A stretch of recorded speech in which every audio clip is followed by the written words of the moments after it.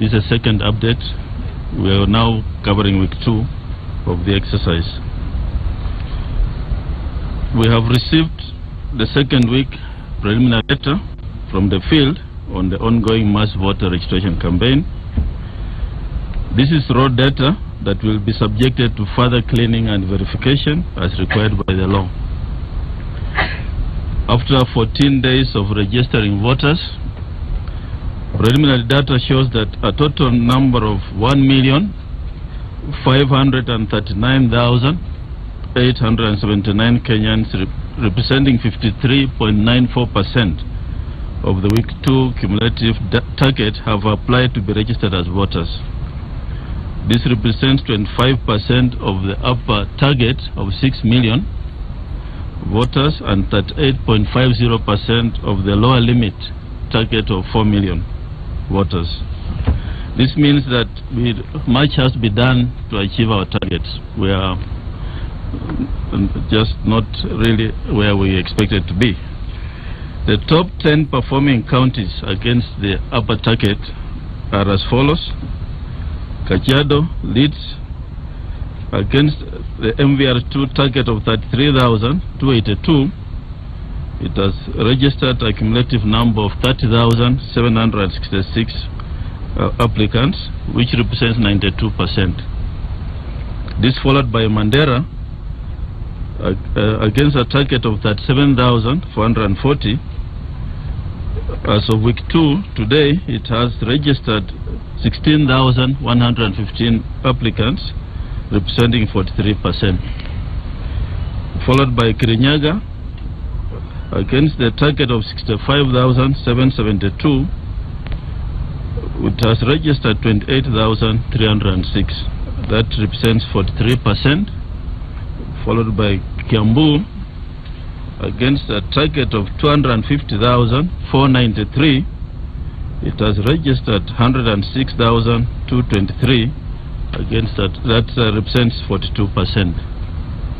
Muranga follows with against a target of 118,330. It has registered 47,497 applicants, representing 40% of the target attained.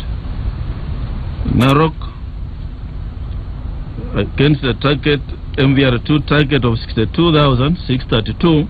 It has registered 24,445 applicants, representing 39%. Nakuru against MVR target of 210,002. It has registered 77,970 applicants, giving 37% target attained. Wajir target 33,477. It has registered up to now 10,898, representing 33% of target attained. Tana River follows against a target of 28,027. It has registered 8,858, giving 32% attained. And lastly, among the top 10, Garissa against a target of 40,961. As up to now, it has registered 12,658, representing 31%. We also have want to give you the analysis of the top 10 counties accounting for most registration.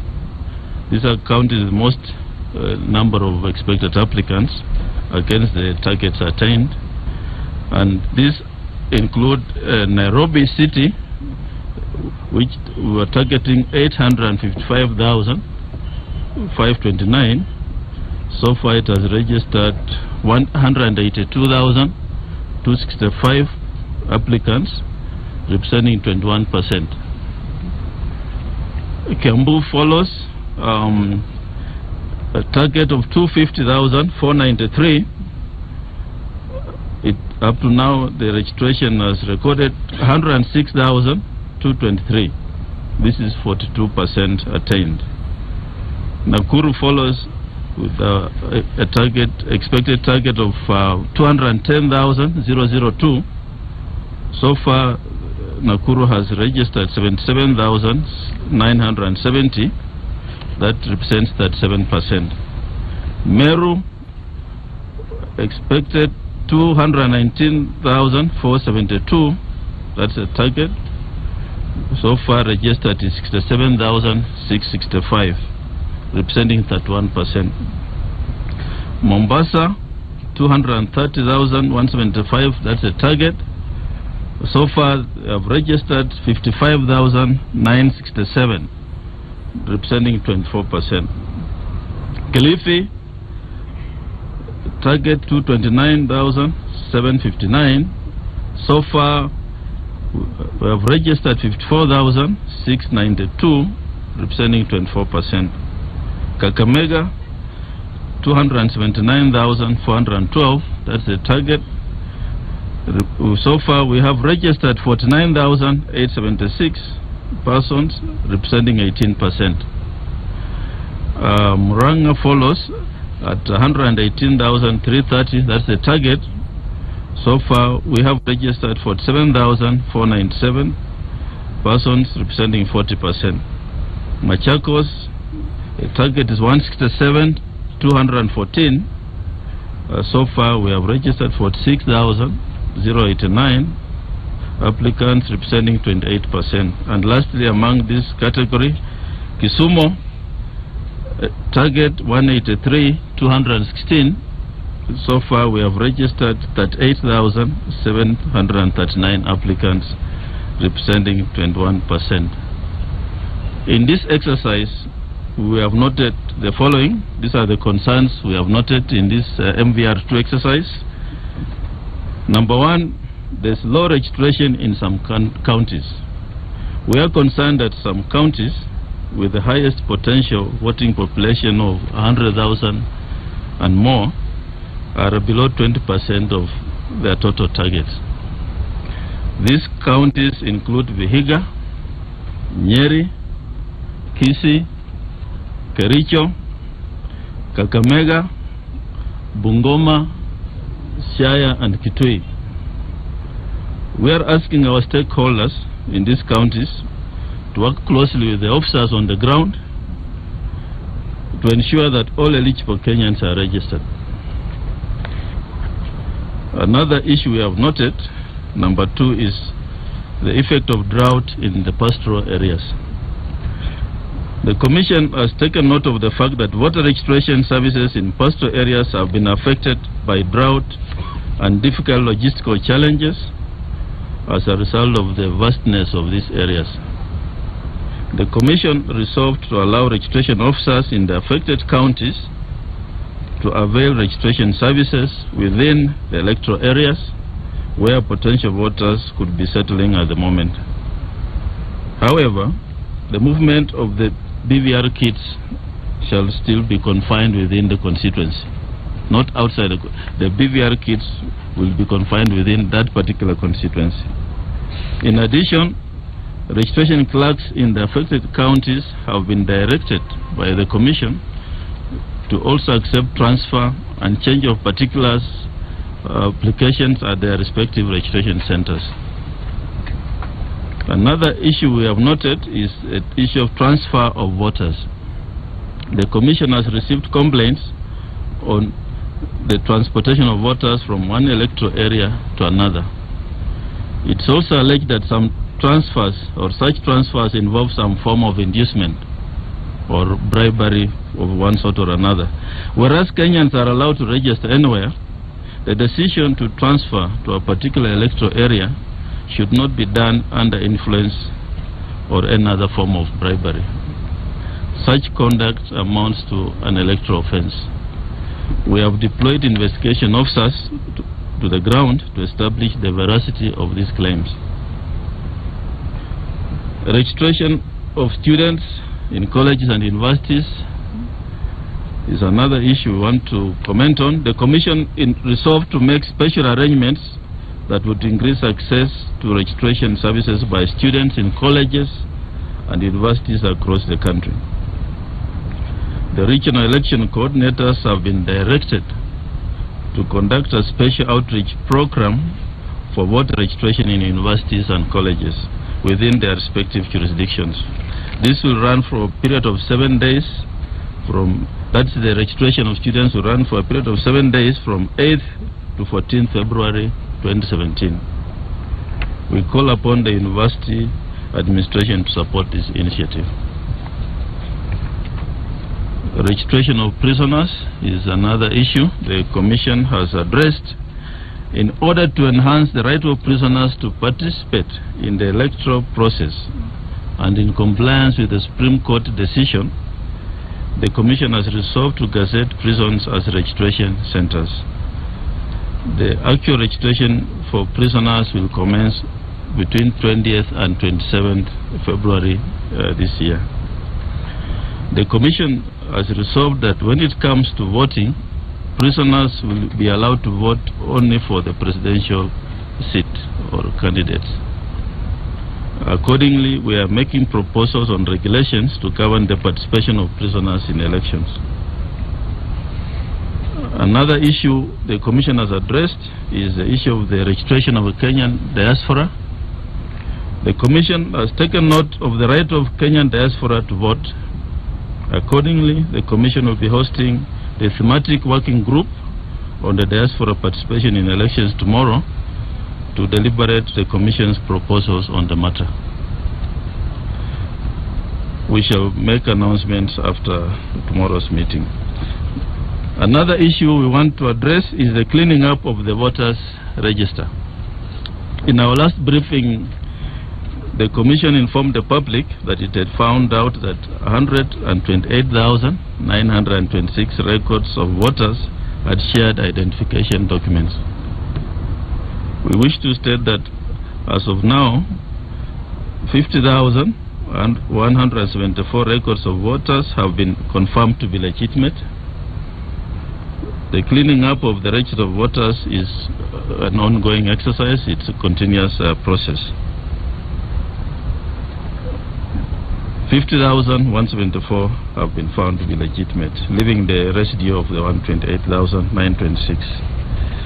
The Commission has taken and will take the following measures: that before the election of August 8, 2017, we have a complete and clean register of voters. And the following will be done. 1, the Commission will publish all the names of persons appearing in the duplicate records per constituency to allow for public scrutiny at that level. 2, persons appearing on the list of duplicate IDs shall be given an amnesty of 10 days from the date of publication of the names to correct the details of their registration. In the event that no action is taken by the concerned persons, the Commission shall proceed to delete their names from the register of voters. 3, the Commission has commenced the configuration of the BVR system to ensure that just like the fingerprints we use in the BVR, the ID numbers also form part of the unique identifiers of the voters. This means that at the time of preparing the final register of voters, the BVR system shall automatically identify duplicate IDs and separate them from the rest of the records. IDs will form part of the unique identification feature as well as the way the fingerprints do.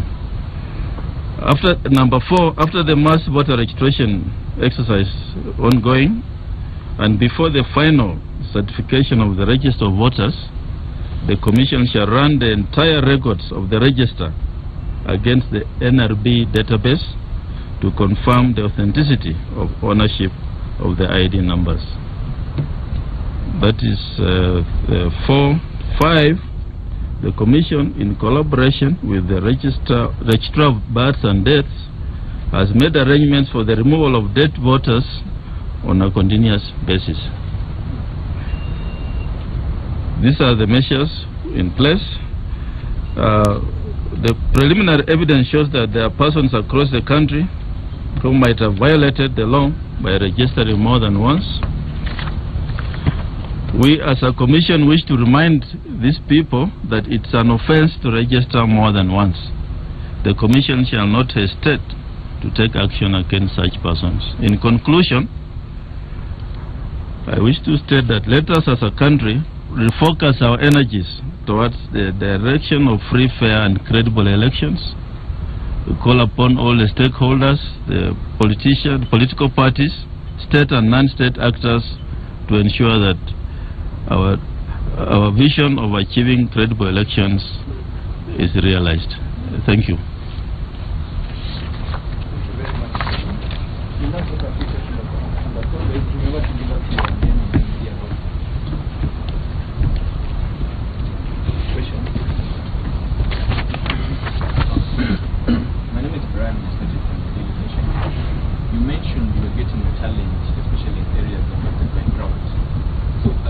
At the end of the day, you will have access to everybody out there to register, and in case you don't, what will you do to correct that? And then on the issue of registration in colleges and learning institutions, we know that our universities strike elections and stuff. So how will you help the students? And they might not be we're trying to use lectures not by institutions. Any other? Yeah.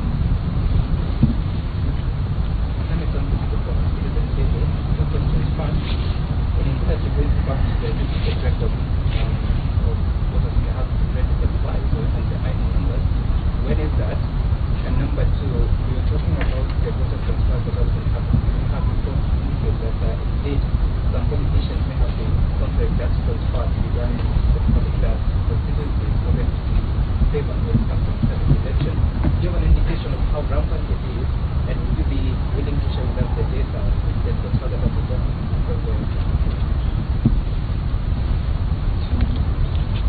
Good. Do that. Oh, the drought, I can deal with it. Okay. Yeah, the issue of the areas affected by drought. As we said last time, we have opened up the registration so that our clerks and officers are moving towards the areas where these guys are, where they are now settled. And within the constituency, they are allowed to move the BVR kits and register them. And as we speak now, all the commissioners except the chairman are out there in the field. There are some following up these issues to ensure that this process is enforced. I have commissioners now in Isholo, as we speak, trying to ensure everything is working on the ground. So if you look at the statistics, the areas, drought areas are doing well actually, and it's not. The other areas which are not, if you look at the data we've given you, areas like Bungoma, Kericho, Kisi, they are the ones which are registering low turnout. So it's actually more of the reverse. On the issue of the strike in colleges,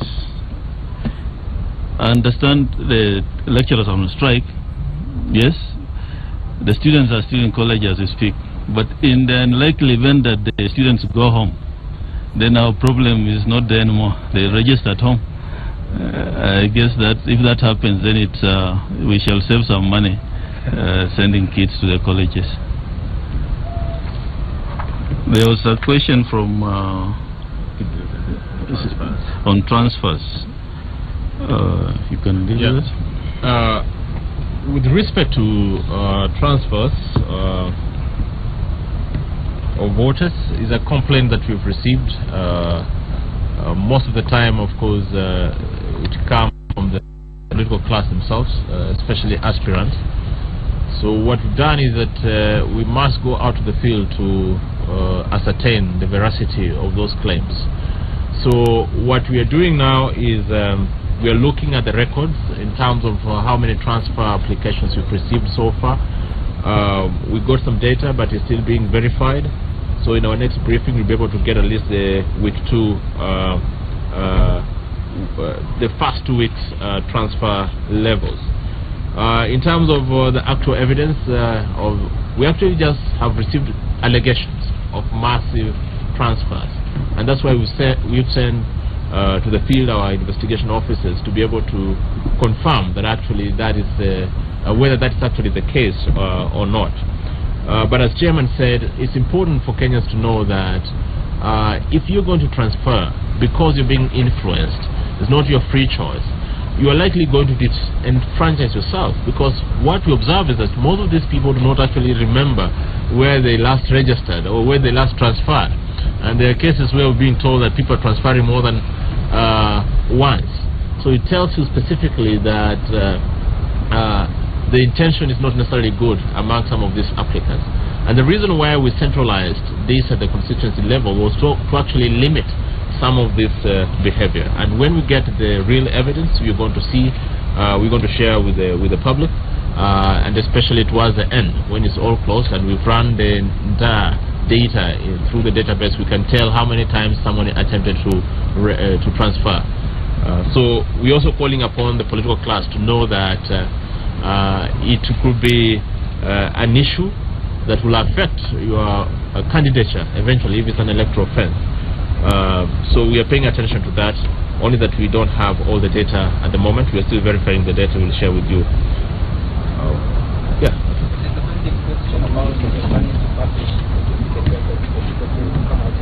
Yeah, that is going to happen anytime this week from now. Towards the end of this week, the information should be out there. And when we talk about publication, because we are talking about over 70,000 records, so it means we will not publish them in the newspapers because of the volume. However, we're going to make it available on our website in the first instance. Then we're going to disaggregate it to the constituency level and send it to the registration officers in our in the constituencies across the country, because every constituency has reported duplicates. So you'll go to the constituency office, you'll find the list published on the notice board there, and we are inviting Kenyans to go actually confirm whether their details are correctly placed in that particular record or not. So that is going to happen by the end of this week.